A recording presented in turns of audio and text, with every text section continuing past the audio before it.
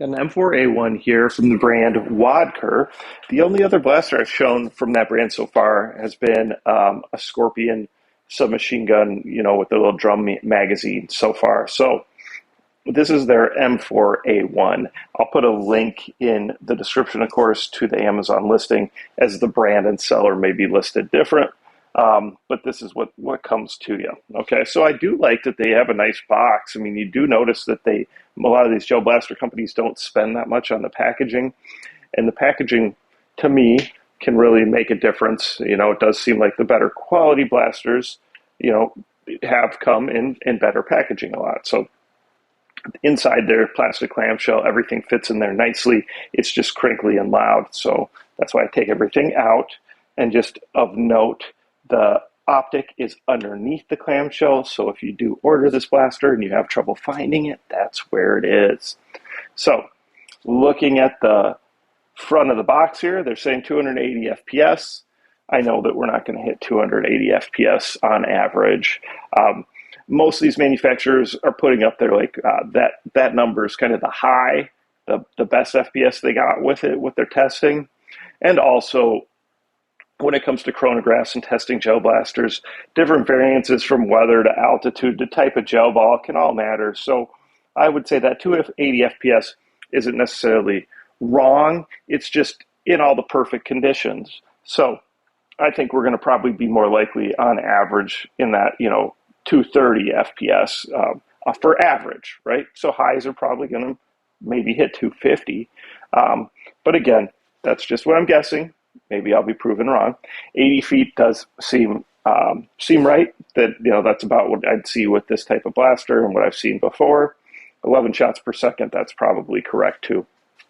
So anyway, just because I've had several people lately who are like, well, I'm going to order this blaster on Amazon because the FPS says this, then I just want to say, well, I caution you to go with whatever the manufacturer's FPS says. Don't expect that that's going to be average. So this is a cool looking blaster. It is well made as well, so that's nice. It has the safety colors, which a lot of people here in the US want, so that's good too.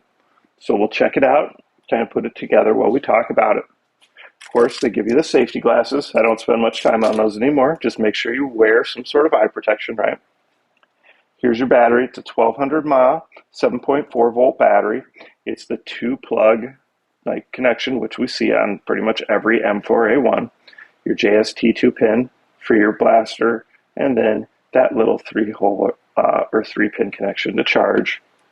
And here's your AC or your USB charger. Just plug this into any AC adapter and charge that battery up. The other thing that comes up is people ask about this one specifically, can I use an 11.1 volt in this one? Can you? I mean, you probably can use it safely in small doses of time, okay?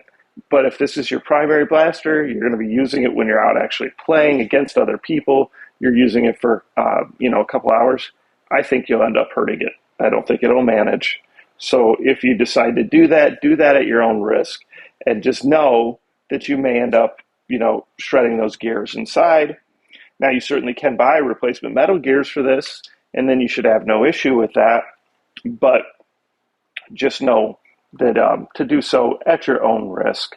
And now don't put 11.1 in here, shred it, and then expect to return it to the manufacturer just because that's not cool. But anyway, enough of that, right? So let's see what else we got here. So we got the battery, right? Nice big battery, what you'd expect with this. Magazine, right? What we've seen with all the M4A1s. Motorized magazine, there's your connections. That's where we're going to put the gel balls in. A couple packs of gel beads here. If you don't know how to soak those, I've got lots of videos that explain in depth how to do so. Just remember, plenty of room to grow, plenty of water to feed them, anywhere from 3 hours to 6 hours to overnight. Those are all adequate. As long as there's room left over, drain the water. There should be excess water because you didn't guess the perfect ratio. Drain the water, store them in airtight containers. Never store them inside the magazine. And in fact, when you're done playing, take this out, open it up, shake any extra ones out, even push down that feed button and make sure there's none in the feed tube. Okay, perfectly normal for all brands, all blasters, all price ranges for a few gel balls to stay inside there. You just want to make sure they're out so they don't dehydrate and get stuck to anything. stock and buffer tube, right? Buffer tube's where your battery's going to end up living. Let's go ahead and let's put that together here. So we'll put the battery harness. Now these ones do have that nice reinforced, heavier duty wire here for the wire harness, which is nice. There's a couple notches on the buffer tube that need to line up with some grooves here on the main part of the blaster. You may actually have to use a little bit of force to push it on and then twist it in place. And now that buffer tube can stay on there until you need to take it off. So your battery, it's always best in my experience to do a battery first and then plug the blaster in and push the harness and stuff in on top there. So that this is all kind of at one end, right, where you're going to reach in to get it. Stock, just push that release button or the adjust button, whatever we want to call it, line it up, and it can lock into place in different positions. I always like to test it. All right. So with this one, even though it does say semi, there's really only safety and automatic, and that's again pretty normal with these M4a1s. Okay, this little optic, and remember, these are just really for looks, guys. Don't expect them to make any difference in how you can actually aim. They're really just for looks. There's a little tab in here that you're going to pull out in order to activate it. It's easier to slide this on before we put the barrel on. You can always, if you loosen this completely, you could put it on, but otherwise you can't really access that slide point if we put the barrel on first, so that's why I stuck that there. Here is your barrel. If this is not inside, you're just going to put it inside. Make sure the spring's on the front of that little white piece. Just line it up, push it in. You just want to make sure it has some give like that. They do give you an additional spring, so I guess in case you lose that one. This is going to attach similar to how the stock did, or the buffer tube, where it kind of lines up and then turn it. And again, it should be a little bit of resistance there, so that stays on nice and tight. Lastly, we would just fill this up, which I'm not going to right now since I'm not shooting, and you just put it in the mag well. Magazine release buttons right here, like it is on all the M4a1s, and this does have the priming magazine, so we can hear the battery or the motor running inside the magazine when we pull that back, and it just flips open your dust cover. Okay, so that's really cool to have that. Once you have one of these motorized magazines where they have the priming, which most do, but not all, that's just a really nice feature because that gets that feed tube all full with those gel balls before you start shooting. So it doesn't take a couple seconds like some of the other automatic ones would if they didn't have that. So cool feature there. So overall, nice gel ball blaster, nice safe colors, good features, well made. Obviously with the M4a1, capability of upgrades and modifications are endless. So that's a nice feature too. So let me know what you guys think. Comments, questions, please post them below. Of course, please share, please subscribe, please like, and please participate in the giveaways. So we'll go ahead, we'll do an FPS test and a demo, and we'll see how this one performs. All right, here is the M4a1.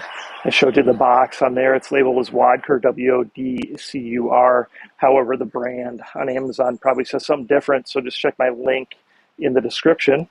Got the nice safe colors that a lot of you asked for with this M4a1. We'll shoot it a little bit here, and we're going to see where we're at for FPS. So this has the charging handle that primes the magazine, right? So when we pull it back, you hear that running. That's the motor in the magazine filling up that feed tube. So we're ready to shoot. Shot this a little bit. Really impressive rate. Definitely a nice rate on that. It's hitting, 40 feet out straight, no altitude loss at all. And then let's see where we're at on FPS.